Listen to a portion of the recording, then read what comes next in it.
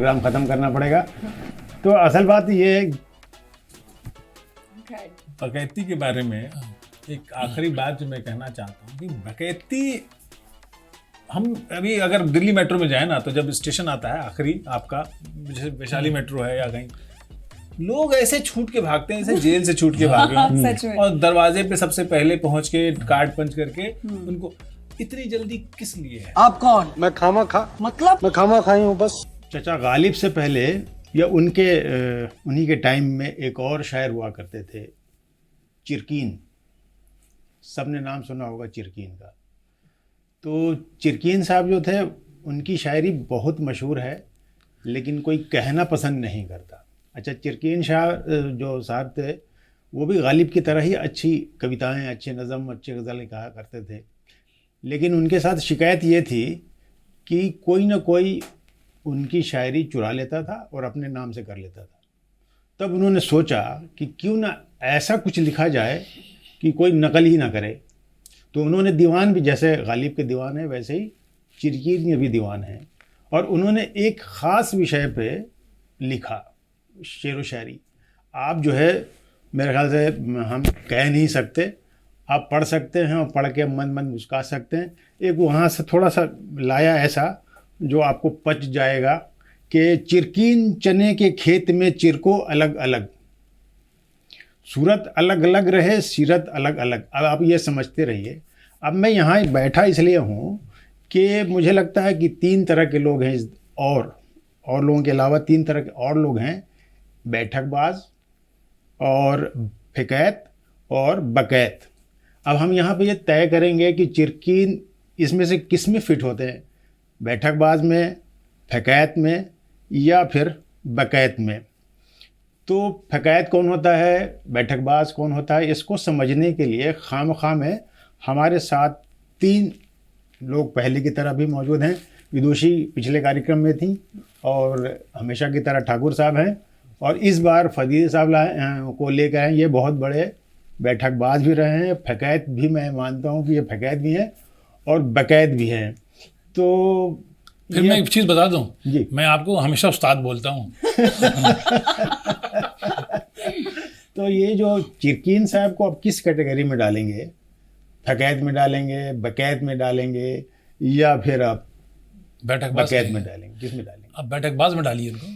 कि जब आपने कहा कि उनका कलाम, उनको खतरा था कि कलाम चोरी हो जाता है, कोई दूसरे नाम से लिख के छाप देता है, जैसा होता रहा है आज तक, तो उन्होंने उस चीज़ को रोकने के लिए एक चाल चली। तो चालबाजी ही बैठकबाजी कहलाती है। बैठकबाजी किसी लेवल पे जाके ख़तरनाक हो जाती है और किसी जगह पे जाके पॉजिटिव हो जाती है। तो उन्होंने शायरों के साथ बैठकबाजी कर दी। उन्होंने ये बैठकबाजी की कि शायरी की, और वो ऐसे अल्फाज इस्तेमाल किए कि मान लीजिए हमने एक मिसरा पढ़ा कि ए कलम लिख तू हम दुसरब की, अब आप कहिएगा आगे सुनाओ, तो मैं नहीं सुना सकता क्योंकि वो चिरकिन की है। तो उन्होंने बैठकबाजी कर दी, और जो कहना था वो वही कह रहे हैं अपने अल्फाज में, लेकिन दूसरों को उन्होंने ब्रेक लगा दिया। क्योंकि आज भी लोग कहते हैं कि गालिब की ज़मीन पे खेती हो रही है, लेकिन चिरकिन की ज़मीन में कोई खेती नहीं कर पाएगा, नहीं कर पा रहा है, कर गए वो बैठकबाजी। तो दीवान तो उन्होंने भी लिखे, गालिब की तरह उनके भी दीवान हैं, दीवान उन्होंने लिखे। अब वो कह रहे हैं कि बैठकबाज थे, बहुत बड़े बैठकबाज थे। तो क्या ये जो नारद मुनि हैं, ये भी बैठकबाज थे क्या? नारद जी पे तो बाद में आएंगे, चिरकीन को लेकर के जरा बोलना चाहता हूँ। अच्छा, लोगों को लगता है ना कि चिरकीन के शेर व शायरी ऐसे हैं, इन विषयों पर हैं जिसकी आप दोनों ने उस शेर को पूरा नहीं किया, आपको लगा कि ये गंदा होगा। हम लोग, हमारा देश ऐसा है ना कि खुले में पाखाना जाना तो उनको स्वीकार्य है, बड़ा मजा आता है। अभी भारत सरकार ने जब स्वच्छता अभियान चलाया देश में, तब जाकर के लोग शौचालय में जाने लगे हैं। उससे पहले लोग खुले में जा रहे थे।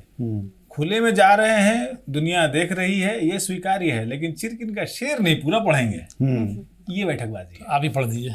नहीं, मुझे याद नहीं है, मैं चिरकिन, मुझे शेर व शायरी का शौक नहीं है। मतलब वो ना कि एक वही शेर है किसी का, मुझे ध्यान नहीं है, कि वो फूल की पत्ती से कट सकता है हीरे का जिगर, मर्द नादा पर कलामो नर्मो नाजुक बेअसर। वो शेर व शायरी वाले आदमी हम हैं नहीं, ये तो याद नहीं है। ये शराबी वाले अमिताभ बच्चन है।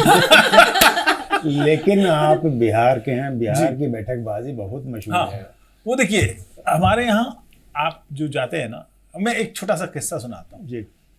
कुछ हुआ था कि वे सचिन तेंदुलकर से मिलने का मौका मिला मुझे। रिपोर्टिंग में रिपोर्टर तो किसी से भी मिल लेता है। तो मैं उसके बाद गाँव गया।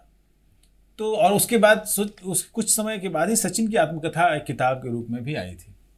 तो वही किताब मैंने पढ़ी थी। तो सचिन के बारे में जो हम लोग जानते हैं, क्योंकि उनके दीवाने हम लोग रहे, सचिन एक लड़के से सुपरस्टार तक, तो तेंदुलकर की बात कर रहा हूँ।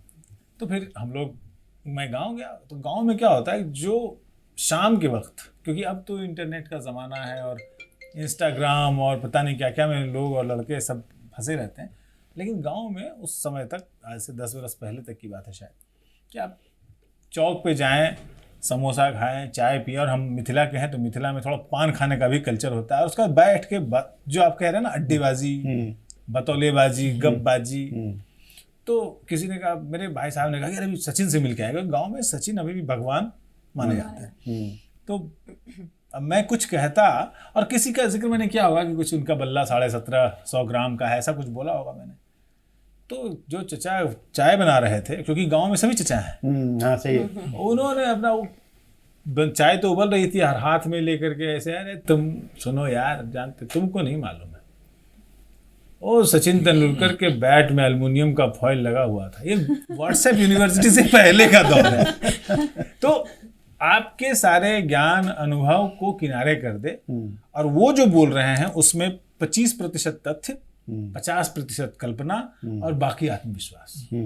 फिर आपके तथ्य की सच्चाई की धज्जी उड़ा दे, ये बैठकबाजी है। नहीं असली गपबाजी कहेंगे। हाँ। कि ऐसे ही था कि दो दोस्त थे, आपस में बात कर रहे थे कि एक थोड़ा देर से आए। बोले क्यों, क्या हुआ? कि हमारी तरफ बहुत बारिश हो रही थी। बोले क्यों? तो बोले कि क्या करें, हमारी तरफ बारिश हो नहीं रही थी। तो फिर अब्बा ने बांस निकाला और फिर बादल में डाल करके उसको हिलाया तो बारिश हुई। तो बोला कि हाँ, वो जो बांस है ना तुम्हारे अब्बा, हमारे यहाँ ही रखते हैं। तो उसको ऐसे ही बतौलाबाजी कहते हैं। आज के दौर का मुझे लगता है, इतिहास के हिसाब से अगर देखें इतिहास को, तो अभी के जो लोग हैं, खासतौर से इतिहासकार की बात करें, हमको लगता है अवध ओझा से बड़ा कोई बकैत नहीं हो सकता। वो इतिहास को बकैती की तरह पढ़ाते हैं। मतलब वो एक दिन पहले मैं सुन रहा था। अच्छा हुआ आपने ये नहीं कहा कि बकैती को इतिहास की तरह पढ़ाते हैं। नहीं, मैं कहीं सुन रहा था, वो कह रहे थे कि शाहजहां है वो बहुत बड़ा बिल्डर था। जहाँ देखिए वहीं वो महल बना देता था। वो ज़मीन ले, किसी से चंदे में ले, किसी तरह से ले, खरीद के ले, लेकिन कहीं मस्जिद बना दी, कहीं महल बना दिया, कहीं ताजमहल बना दिया। तो सही में ऐसा आप भी मानते हैं कि आप तो हिस्ट्री के स्टूडेंट हो? हाँ, मतलब मैं ये नहीं कहूँगी कि सारे ही ऐसे होते हैं, मगर जैसे कुछ जगहों पे आई थिंक थोड़ा सा नमक मसाला डालने पे बच्चों को समझ में भी जल्दी आता है। अच्छा, तो ये थोड़ा सा, मैं ये नहीं कहूँगी कि मतलब कि शाहजहां एक बिल्डर थे या आर्किटेक्ट थे या एकदम इंटीरियर डिजाइनर थे, ये सब तो नहीं, मगर हाँ ये बकैती का ही हिस्सा है। और मैं तो लखनऊ से हूँ, तो हमारे यहाँ रंगबाजी, तफरीबाजी, बकैती, बैठकेई, ये सब बहुत ज्यादा कॉमन है। कभी शामिल हुए कि ऐसे इसमें? शामिल सर मैं ही हूँ वो जो शुरू करती है। अभी आपने मसनद लगाया होता तो आप देखते फिर मैं ही बना रही होती। देखिए लखनऊ वाली हैं इसलिए कह रही कि मसनद की जरूरत होती है, नहीं तो जैसे मंजीत ठाकुर कह रहे हैं कि चाय के ठिए पे ही बैठकबाजी हो जाती है। असल में मैं चाय से याद आया, देखिए चाय से चाय वाला याद आया और चाय वाले से एक किस्सा याद आया अवध ओझा की वजह से। अवध ओझा का अभी मैं कोई इंटरव्यू वीडियो पे देख रहा था, वो कह रहे हैं कि यार ये 10 रुपए में झालमुड़ी कैसे खा गए प्रधानमंत्री, क्योंकि 10 रुपए में तो 1 किलो टमाटर भी नहीं आता है। अब क्या है कि इसमें आप मतलब प्रसिद्ध हैं सोशल मीडिया पर एक कोचिंग मास्टर की तरह से, और आपको ये नहीं पता कि झालमुड़ी में तो फिर तो सरसों तेल भी डालते हैं। सरसों तेल तो 200 रुपए किलो है, आप समझ गए, 200 रुपए लीटर है, वो कैसे डालते हैं, उसमें नमक भी डालते हैं। तो आपको बकैती करने के लिए तथ्यों की जानकारी होना जरूरी नहीं है। अवध ओझा ने, मैं लिख के दे सकता हूँ कि झालमुड़ी नहीं खाई होगी, कलकत्ता की तो बिल्कुल नहीं खाई होगी। तो 10 रुपए में झालमुड़ी कैसे बनती है ये कलकत्ता जाके देखिए, बनती है। क्यों, आप तो कलकत्ते के हैं। क्योंकि तो इस बार लोगों ने देखा कि 3 रुपए की, 5 रुपए की, 7 रुपए की चाय होती है। हाँ। तो यहाँ के लोगों के लिए तो हैरान की बात है कि ₹3 की चाय का कप इतना बड़ा है, 5 का इतना, 7 का इतना, तो उसको उनको नॉलेज नहीं है। वहाँ ₹5 की मुड़ी भी मिलती है। नहीं, मैं इस बात पर बात नहीं कह रहा हूँ कि कलकत्ता या पश्चिम बंगाल कितना सस्ता है या था। मैं ये कह रहा हूँ कि किसी तथ्य को मरोड़ करके बकैती कैसे की जाती है, बढ़ा जैसा दिया उन्होंने उसको। कहा। हाँ। अच्छा, मुझे लगता है कि बकैती के लिए भी मतलब अक्लमंद होना और जानकार होना बहुत ज़रूरी है क्या? ऐसा लगता है क्या? बिना बुड़बक लोग तो कुछ कर ही नहीं पाएंगे, बोल ही नहीं पाएगा ना बुड़बक। और जैसे आप कर रहे हैं उसी का हिस्सा है ना बेटा। आप अकलमंद मान रहे अब अगर आपके अंदर नहीं होता तो आप नहीं कर रहे हो, तो 3 को फंसा के कर रहे हैं। अब है ऐसा माहौल है, अब शहरों में, बड़े शहरों में या छोटे शहरों में अभी है माहौल ऐसा है कि अब खत्म हो चुका है। अभी लोग मोबाइल में जो ज़्यादा फंसे ना, उससे कहीं ना कहीं दिमाग पर असर पड़ा है। क्या चीज़ों मान का। लीजिए, लोग अब क्या लगता है? मुझे ऐसा लगता है कि बकैत हमेशा थे, बकैत हमेशा रहेंगे और बकैत हैं। कॉकरोच एक प्रजाति होती है जो कभी नहीं खत्म होती। परमाणु विस्फोट भी हो दुनिया में तो कॉकरोच खत्म नहीं होंगे, बकैत खत्म नहीं होंगे उसी तरह। चूहे तो मैं कुछ और इशारा कर रहा हूँ कि जो बकैती का जो अंदाज था वो बदल गया है। पहले विदूषक हुआ करते थे राज दरबारों में, जो हंसाते थे, कॉमेडी करते थे। तेनालीराम हो गए या बीरबल हो गए या और भी कई लोग होंगे। हमारे यहाँ मिथिला में गोनू झा बहुत प्रसिद्ध है। तो वो एक तरह से बकैत थे जो अपनी बुद्धिमत्ता और पढ़ाई लिखाई को जोक की तरह, मजाक की तरह पेश करते थे। फिर इन्होंने कहा ना इंस्टाग्राम, आप इंस्टाग्राम पे देखिए ना, या जो सोशल मीडिया है, रील्स, आप देखिए हर आदमी अपनी सिनेमा का खुद हीरो बना हुआ है। वो घर में भले ही भुने हुए दाने नहीं हो, लेकिन वो बोलता है कि तुम जलते रहो, हम जलवा कायम रखेंगे, ऐसा कुछ है एक डायलॉग पड़ा है। तो आपको वो स्लो मोशन में चलता हुआ दिखेगा। पक्की बात है कि वो अपनी पढ़ाई लिखाई से, दुनियादारी से दूर है, मोहल्ले में इज्जत नहीं है, जो जिस भी वजह से, लेकिन रील में देखेंगे तो सुनील शेट्टी से कम नहीं लगता है। वो ऑरा बना करके, वो तेवर दिखा के, वो ऐसे भौहें चढ़ाएगा, ऐसे आस्तीन चढ़ाएगा कि बस, है ना। तो ये जो बकैती है उसका स्वरूप थोड़ा बदला है। दूसरा क्या है कि आप देखेंगे एक और प्रजाति है जो अंग्रेजी बोलती है। वो अंग्रेजी बोलती है, लेकिन अंग्रेजी में क्या बोलती है ये आप इसका अंदाजा नहीं लगा पाएंगे, क्योंकि क्या और क्यों, इन दो प्रश्नों का उत्तर उनके पास नहीं है। वो कंधे उचका के जैसे अंग्रेजी में फांफू किया और आप धराशायी होगा कि अंग्रेजी बोल रहा है। हम किसके बारे में बोल रहे हो? हम सबके बारे में बोल रहे हैं। जो हंस रहा है उसके बारे में नहीं बोल रहा। नहीं, वो तो अच्छी हिंदी बोलती है, वो लखनऊ की है। अंग्रेजी तो इसकी प्रोफेशन की भाषा है ना। जी ऐसा ही बोलना है। हाँ, यही बोलना है। सो मुझे ऐसा लगता है कि जो मतलब एक प्रजाति है जो खास तौर पे आप जेनजी में ज़्यादा देखेंगे कि अंग्रेजी में बोल रहा है, कूड़ा बतिया रहा है, लेकिन आप प्रसन्न होकर देख रहे हैं। जैसे हम लोग गोरे आदमी को देख के बड़ा प्रमुदित भाव से देखते हैं, हाँ, वो सही सीधे सद्य अवतरित हुए हैं। आप मतलब घर में गोरा बच्चा हो जाए तो ऐसा लगता है जैसे पता नहीं अवतार लिया है किसी भगवान ने। ऐसे तुम्हारे यहाँ भी खुशी मनाई गई होगी? नहीं, अच्छा, मैं तो गोरा नहीं हूँ, मैं तो काला बात कर रहा हूँ। फरीद साहब, मैं भी, मुझे लगता है कि समाज भी उसी को भाव देता है जो ज्यादा बकैती करे। ऐसा लगता है क्या? आप मुझे फुटेज दे रहे हैं ना इतनी देर से। अब देखिए, कपिल शर्मा सबको पसंद आ जाता है। क्यों पसंद आ जाता है? वही है रीज़न। तो कहीं ना कहीं स्कोप था इनका बनने का, लेकिन हमारे ख्याल में गलत लाइन में आ गए। और अगर उस लाइन में जाते तो कहीं ज़्यादा कामयाब होते मेरे ख्याल में। अब जैसे वो सुनील पाल है, वो भी स्टैंड अप कॉमेडियन है, लेकिन समय रैना की तरह या फिर जाकिर की तरह ज़्यादा फेंकू नहीं है या ज़्यादा बकैत नहीं है। इस वजह से वो फेल हो गए और ये कामयाब हो गए क्या? सर, बहुत बहुत वैलिड पॉइंट उठाया है आपने। ये जो स्टैंड अप कॉमेडियंस है ना, मोर देन बकेट, वो लोग ऑब्जर्वर्स हैं। वो ऑब्जर्वेशन के उस दम पे खेलते हैं। फिर उसके बाद वो इधर उधर निकल जाते हैं तो एफआईआर हो जाती है। मगर वो बचाया जा सकता है। जैसे उसने, कपिल शर्मा ने कितना 10 से ज़्यादा साल से वो अपने आप को अपनी स्टैंडिंग पे रुके हुए, तो इसका मतलब यही है कि वो अपने ऑब्जर्वेशन पे खेल रहा है। वो ये लोग अपने कैरेक्टर्स को अपनी फैमिली से, अपने दोस्तों से उठाते हैं। जैसे हम लोग भी जब कभी ऑफिस में ऑफ टाइम में बात करते हैं तो हम भी अपनी ही बकैतियाँ बताते हैं कि हमारे ये चचा थे, उन्होंने ऐसा कर दिया हमारे शहर में, हमारे गांव में। तो बेसिकली वही है। जैसे कपिल शर्मा का एक इंसिडेंट था, तो हमेशा वो अपने उस मशहूर ट्वीट के बारे में जब जिक्र करता है तो बोलता है कि मैंने उसके बाद फैसला कर लिया कि 8 बजे के बाद ट्वीट नहीं करूंगा। क्योंकि उस ट्वीट ने उसको बहुत मशहूर करा दिया था ना। तो उसने भी बड़ी खूबसूरती के साथ उसको पेश किया। वो आउटसाइड इन्फ्लुएंस की वजह से था उसका।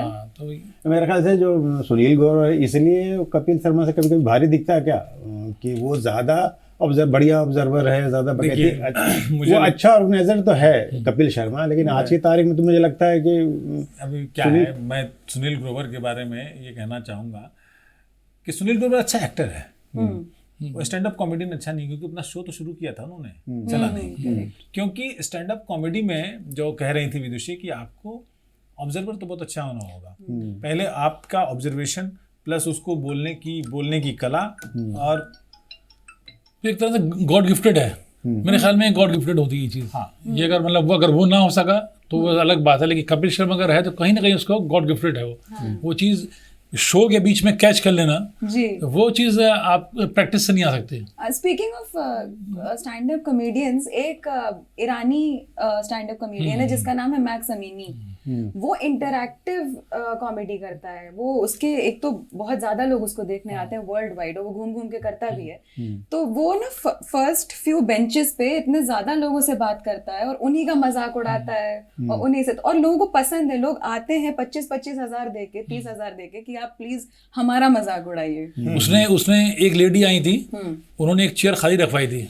हाँ, अपने फादर के उन्होंने कहा मेरे फादर नो मोर, मतलब कि उनके लिए मैंने एक चेयर खाली रखी है। तो उसने इतना लंबा खिंचाई की थी उसकी, कोई इंतहा नहीं लेडी की। नहीं, मेरी बात जो फोन आने की वजह से अधूरी रह गई थी। मैं ये कह रहा था कि वापस लग जाए। हाँ मैं ये कह रहा था कि जो हमारी जिंदगियों में जो फोन ने दखल दिया है कि बात करते करते आप रुक करके देखते हैं कि किसका फोन आ रहा है। बीवियों ने दखल दिया? नहीं। अच्छा सॉरी, तो कॉल किस बात उसी के वहीं से आते हैं ना। साकिब साहब का फोन था। बहरहाल मैं ये कह रहा था कि जो कॉमेडियन अच्छा वो होता है, मतलब स्टैंड अप की बात कर रहा हूँ, जिसके पास ऑब्जर्वेशन बहुत अच्छा है। आप जाकिर खान को सुनना पसंद करते हैं, आप वरुण ग्रोवर को सुनना पसंद करते हैं, लेकिन आप सुनील ग्रोवर को देखना पसंद करते हैं, चाहे वो गुलजार साहब की शक्ल में आए या किसी दूसरे एक्टर आमिर खान की शक्ल में आए।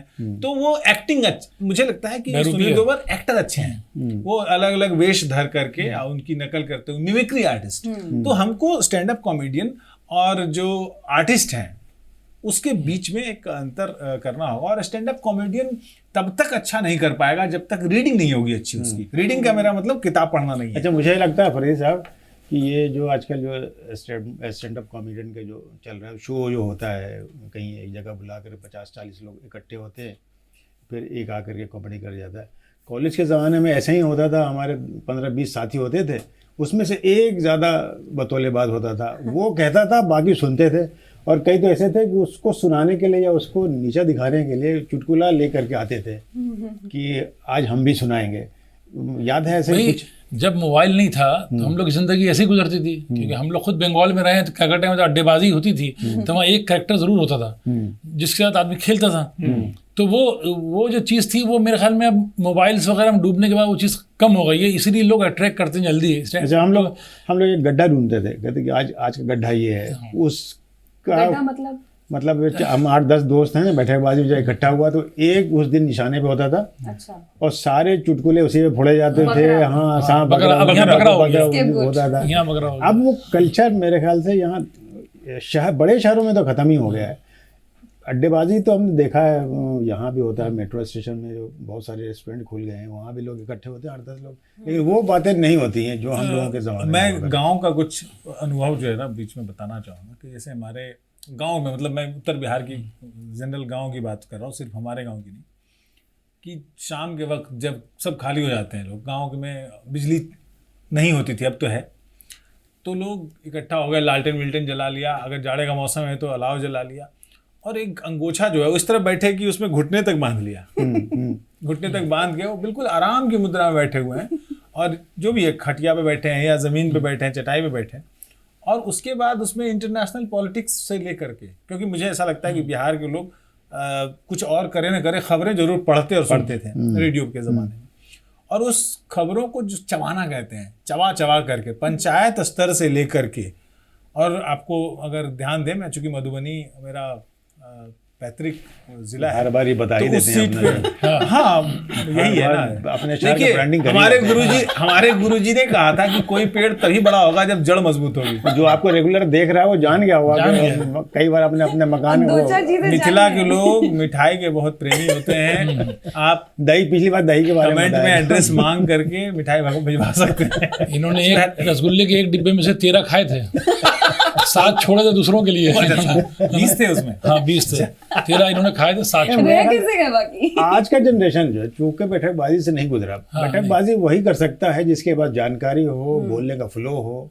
तो आजकल का बच्चा चूंकि मोबाइल में घुसा रहता है, वो उस तरह से अपने आप को एक्सप्रेस नहीं कर पाता। वर्चुअल अड्डे क्या पे रहते हैं वो लोग वर्चुअली अड्डेबाजी करते हैं। बेशक उनके चैट ग्रुप्स होते हैं, उनके चैट रूम्स होते हैं, उनके जो वीडियोस वो बनाते हैं उसमें कमेंट में काउंटर कमेंट्स करना, ये असल में उनकी दुनिया खामोश हो गई। नहीं, वो खामोश है। चूंकि लेकिन- विदुषी हमारे साथ हैं और इसी दफ्तर में कई लोग हैं, तो हमने चुना इसलिए कि आज बकैती बात करनी है, तो इससे बड़ा कोई बकैत नहीं हो सकता। अरे तो मैं ये इसलिए आपने एजाज दिया है या कुछ? ये कमेंट है या कॉम्प्लीमेंट?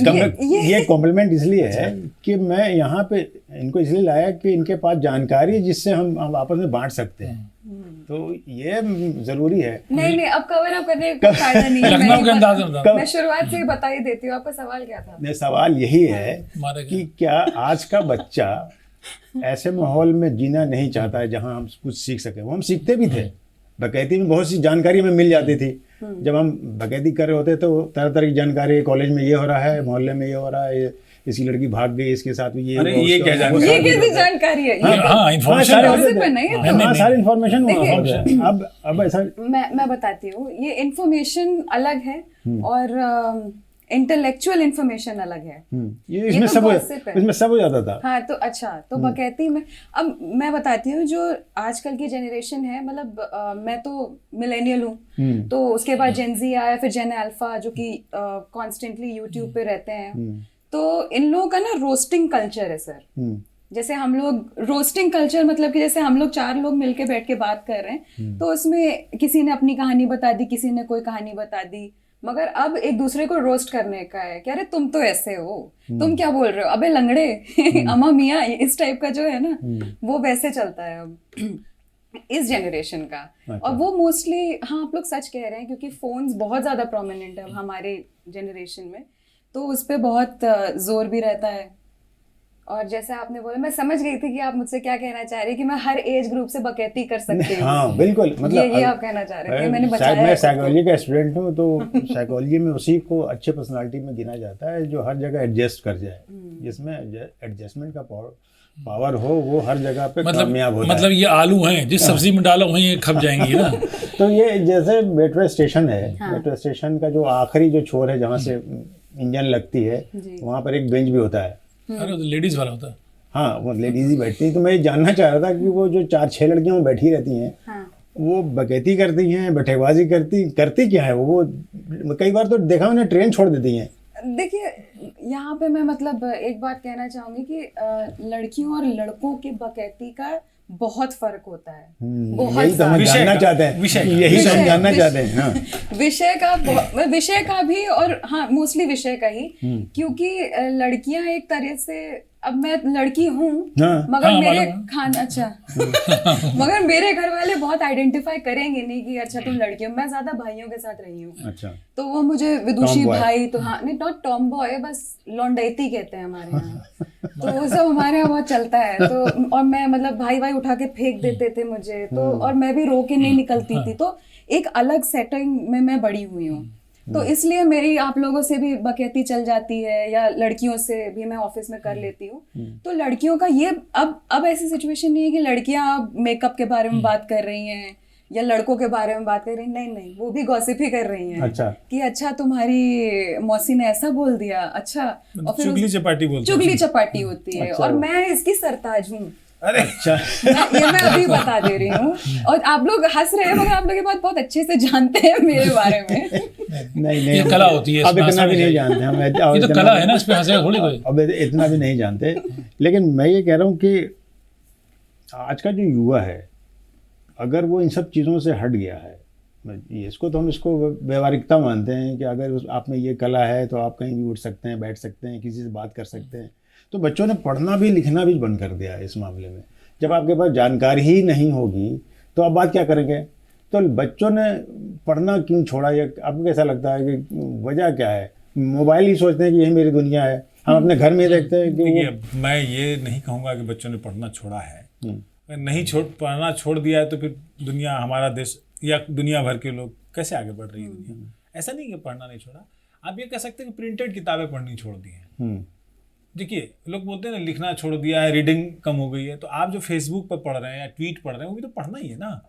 ये और बात है कि उसमें मिस इन्फॉर्मेशन, डिस इन्फॉर्मेशन, हमारा इन्फॉर्मेशन ज़्यादा है कि आपकी बातों को दो पोल्स पे हेट कंटेंट ज़्यादा है, हेट स्पीच ज़्यादा है। अब नई पीढ़ी के सामने, नई जनरेशन के सामने गंभीर होकर बोल रहा हूँ, छलनी ये है कि क्या कंटेंट एआई जनरेटेड है, क्या कंटेंट हेट है, क्या कंटेंट मतलब मिसलीड कर रही है, भ्रामक है, उसको वो अंतर नहीं कर पा रहा है। हमारी जनरेशन जो थी, मतलब हमारी जनरेशन तो मैं तो अभी जवान हूँ, बट माशाल्लाह ये बोलते हैं ना, इंशाल्लाह हम लोग बोलते हैं माशाल्लाह, आपने खुद ही बोल दिया। हाँ ठीक है, मतलब मैं जानता हूँ कि खुद ही करना पड़ता है। तो जो हमारे से पहले की जनरेशन थी उनके पास नॉलेज था और वो मिस इन्फॉर्मेशन को चेक करते थे क्योंकि व्हाट्सएप नहीं था। अब इन्फॉर्मेशन जिस तरह से घूम रही है और जिस तरह से अड्डेबाजी ऑनलाइन और वर्चुअल हो गई है, उसकी वजह से ये खतरा बढ़ा है कि बच्चे गलत रास्तों पे ज़्यादा जल्दी चले जाते हैं। क्योंकि एक शेर ऐसे ही सड़क छाप है कि हम लोग वो जवानी वाली उम्र के बारे में कहा, जवानी अभी तो खुद ही जवानी मोड़ है जिंदगी में संभलने के लिए, और लोग अक्सर वहीं आकर फिसल जाते हैं। तो वो वाला है, बच्चों को थोड़ा सा गाइडेंस देंगे। और एक बहुत गंभीरता वाली बात कि मुझे लगता है कि नैतिक शिक्षा देना बहुत ज़रूरी है स्कूलों में। धार्मिक शिक्षा भी कह सकते हैं आप, या धार्मिक शिक्षाओं के आधार पर जो मॉरल स्टोरीज हैं वो सुनाना बचपन से। अच्छा, आप ऐसा नहीं समझते हाशमी साहब के बच्चे आज खुद को स्मार्ट समझ रहे हैं, लेकिन हम लोग जानते हैं कि उनको वो नॉलेज नहीं है जो हम जानते हैं, उनको बताना चाह रहे हैं लेकिन वो जानने को तैयार नहीं है। खैर, हम तो वो अपनी दुनिया में हम इतनी गंभीरता पे आते नहीं हम कभी इतनी गंभीर बातें करते भी नहीं, कभी भटक जाते हैं। ये घर से बाहर रह के हमेशा नॉन सीरियस रहते हैं। मैं चाहता हूँ कि दर्शक मुझे सिर्फ बकैत न समझें। मैं तो पूछ रहा था अभी आप कलकत्ता गए थे तो बहुत सारी तस्वीरें आपने दिखाई थी कि इस पोल पे मैं ऐसे खड़ा हुआ, मैं ये दोस्त मर गया, अब मैं रह गया, ये बिल्डिंग इतनी लंबी है 5 किलोमीटर। उस जो आपका बैठकबाजी अड्डा था, गए वहाँ क्या हाल है? बिल्कुल वही यादें रह गई हैं, यादें रह जाती हैं, वो चीज़ें ख़त्म। वो जो नई जनरेशन है वो वैसे ही जैसे हम लोग हैं, लेकिन बाकी जो हम लोग जहाँ बैठते थे, टाइम गुजारते थे, यानी 10 बजे के बाद से सुबह 4 बजे तक बैठते थे, वो चीज़ें अब नहीं है, ख़त्म हो गया कल्चर वो।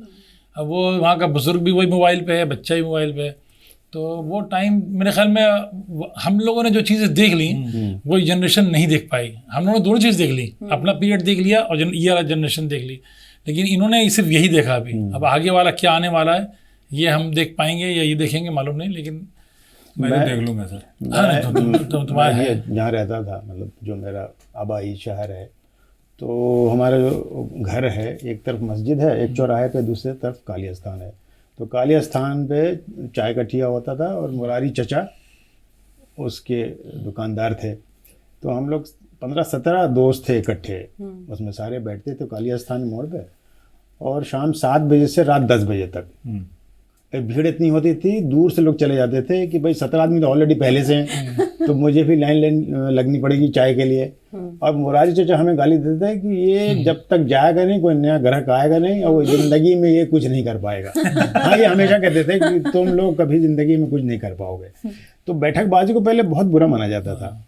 क्या आपकी क्या राय? मैं बुरा तो माना जाता था, लेकिन हम लोगों की जो याद आने वाली बैठकें सबसे ज़्यादा अच्छी वो है जो 2 क्लासेस के बीच में जो लीजर टाइम मिलता है, 1 घंटे 1.5 घंटे का जो ब्रेक मिल जाता था। टिफिन वाला ब्रेक नहीं, हमारे क्लासेस के बीच में कई बार क्लास नहीं हो गई, कॉलेज में क्लास नहीं हुई तो खाली है, या कई बार क्लास बंक करके किनारे बैठे हुए और चाय की दुकान पे और बड़ा वो जो टाइम था वो असली बातचीत होती थी वहीं पे। नोट्स का लेन देन भी हो जाता था, या पिछली क्लास जो आपने छोड़ा है वो भी हो जाता था, और वही और सारे काम होते हैं जो जमाने में किए जाते हैं, जिसका जिक्र मेरे ख्याल में बैठकबाजी हो, नहीं बैठकबाजी हो या अड्डेबाजी हो, मीटिंग विदाउट एजेंडा होता था। तो इसलिए वो कभी खत्म नहीं होती थी, जब तक किसी के फादर पुकारे खिड़की से, माँ पुकारे बालकनी से रात को 2 बजे, तो वो बैक टू बैक जो चलता था ना, कि एक टॉपिक खत्म हुआ दूसरा आ गया, दूसरे में तीसरा आ गया, तो जब एजेंडा ही नहीं चलता रहता था वो, तो वो चीज़ मिस होती है। हमें तो इतना चस्का हो गया था कि जिस जगह पे बैठते थे तो उसी वक्त बाबरी मस्जिद कांड हो गया था। तो जिस दिन बाबरी मस्जिद गिरी तो पूरे मेरे ख्याल से पूरे हिंदुस्तान में था, भागो भागो हो गया। अब कोई बता नहीं रहा कि क्या हो गया, सब भागा जा रहा है। तो हम पहले तो कोई था नहीं, टीवी वगैरह भी था नहीं, तो हम लोग बैठे हुए थे, अचानक सबने कहा कि भागो, तो हमारे दोस्त भी निकल गए। फिर मैं घर गया, चूँकि बकैती की आदत थी, बैठकबाजी बिना एजेंडा के और पूरा हुए कैसे ख़त्म हो जाए। फिर मैं सोचा कि बिबलेंदु क्यों भागा। हम लोग तो इतने अच्छे दोस्त थे, मंदिर मस्जिद का मामला कहाँ से आ गया हमारे बीच में। मैं उसके घर गया और फिर बैठकबाजी शुरू हुई। फिर पुलिस वाले आए कि भैया जाइए, माहौल ख़राब है, आप लोग अपना माहौल ख़राब नहीं है भाई वहाँ। तो बहरहाल साहब वो पीछे से हमारे जो फोटोग्राफर वो कह रहे हैं कि टाइम आउट। बकैती के बारे में एक आखिरी बात जो मैं कहना चाहता हूँ कि बकैती, हम अभी अगर दिल्ली मेट्रो में जाए ना, तो जब स्टेशन आता है आखिरी आपका, जैसे वैशाली मेट्रो है या कहीं, लोग ऐसे छूट के भागते हैं, जैसे जेल से छूट के भाग रहे हैं, और दरवाजे पे सबसे पहले पहुंच के कार्ड पंच करके उनको, इतनी जल्दी किस लिए है? अरे भाई साहब मैं हम लोग रोज देखते हैं, मैं तो रोजाना देखता हूँ, भाग के आते हैं। बस पकड़ने के लिए बस नहीं होती है, और आधा घंटा पौन घंटा खड़े रहते हैं बस के लिए। मैं सोचता हूँ कि भागे फिर क्यों। ऐसे लोग हैं। मेट्रो का दरवाजा खुलता है, उसमें जो निकल के भागते हैं लिफ्ट की तरफ, अगर बीच में कोई आ गया तो हम हर हिसाब को साइड कर लेते हैं कि भाई ये रेला जाएगा। मैं इसलिए इसका जिक्र मेट्रो की वजह से नहीं कर रहा हूँ। मैं आखिरी 2 पंक्तियों में ये बात कहना चाहता हूँ कि जो हम भाग रहे हैं सड़कों पे, जहाँ पे स्पीड लिमिट 40 है वहाँ 70 चला रहे हैं, जहाँ 70 की है वहाँ 100 चला रहे हैं, हम जल्दी से जल्दी कहीं पहुँचना चाहते हैं, लेकिन कहाँ पहुँचना चाहते हैं ये नहीं मालूम है। और जहाँ पहुँच जाते हैं वहाँ पहुँच के करते क्या है। हमारे पास बैठकबाजी का टाइम नहीं है, अगर टाइम है तो दोस्त नहीं है, और दोस्त भी है तो आप बातचीत करने के लिए मुद्दा नहीं है ना। क्योंकि जो वर्चुअल टेक्निक्स ने, फेसबुक, सोशल मीडिया, इसने हम लोगों के बीच में इतना जहर और इतना अलगाव भर दिया है कि हमारे पास बैठकबाजी का टाइम ही नहीं है। सभी हम लोग दफ्तर में ज्यादा मन लगता है। अच्छा आप अच्छा कुछ लोग जो है ना, ये चाय जो है, चाय पे कुछ लोगों को अब चाय भी पसंद नहीं है। क्यों? उसमें चीनी पड़ती है। अरे चीनी पियो, जीवन में मिठास लाओ। मुझे कड़वाहट है जीवन में। मुझे कह रहे खड़े अभी कह रहा हूँ, खड़े चम्मच की चाय पीजिए, और जितना दूध डालते हो डबल चीनी डालिए, मिठास लाइए। मीठा, अथर्ववेद में है एक श्लोक है, संस्कृत वाला याद नहीं, अर्थ बता रहा हूँ कि मीठा खाइए और मीठा बोलिए, बस। जय मिथिला। अरे अब सब बात ही कर रहे हैं इसके बारे में, तो मेरे पेरेंट्स बहुत अपसेट थे कि लास्ट वाले शो में मैंने काकोरी कबाब का नाम नहीं लिया था। अच्छा ले लो। हाँ, तो मैं काकोरी कबाब के बारे में 2 बातें कहना चाहूँगी। मान गए उस्ताद, मान गए। अब बताइए कौन है बकैत? नहीं भाई काटना मत इसको। बताई दो, बताओ अब। शुरू करें। अरे बताई दो यार, क्लिप चल जाएगी ना। हाँ नहीं तो रहेगा। नहीं काकोरी कबाब हम लोग मंगलवार के दिन अपलोड नहीं करेंगे। तुम बातों में बताई दो।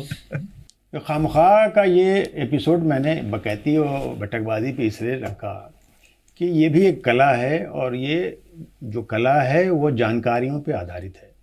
हमने मिलना मिलाना छोड़ दिया है, बातचीत करना बंद कर दिया है। ये वक्त की ज़रूरत है। हमारे पास काम ज़्यादा है, तनाव ज़्यादा है, इसलिए आप लोगों को राय दी जा रही है हम चारों की तरफ से कि ज़रूर मिलिए, बातचीत कीजिए।